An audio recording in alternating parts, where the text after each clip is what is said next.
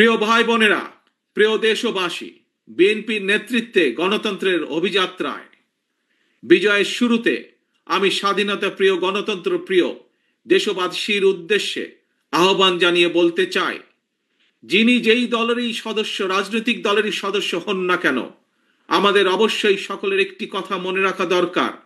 ফ্যাসিবাদ শাসন আমলে আমরা কেউই নিরাপদ ছিলাম না। আমাদের সন্তানেরা কেউ নিরাপদ থাকতে পারেনি। আমাদের ভোটের অধিকার কেড়ে নেওয়া হয়েছিল। আমাদের সকল গণতান্ত্রিক রাজনৈতিক অধিকার কেড়ে নিয়ে গণতান্ত্রিক জনগণের জন্য সমগ্র সারা বাংলাদেশটাকেই বর্বর বন্দিখানা, আয়নাঘর বানিয়ে ফেলা হয়েছিল।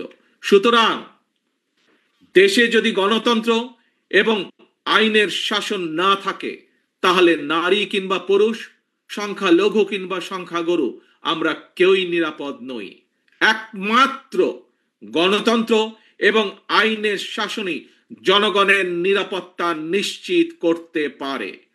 সেজন্যই আসুন দেশে গণতন্ত্র এবং আইনের শাসন নিশ্চিত করার জন্য, রাষ্ট্র এবং সরকারে জনগণের কর্তৃত্ব প্রতিষ্ঠা করার জন্য হাজারো শহীদের রক্তের বিনিময়ে অর্জিত আমাদের গণতান্ত্রিক রাজনৈতিক অধিকারগুলোর সুষ্ঠু প্রয়োগ এবং চর্চা করি।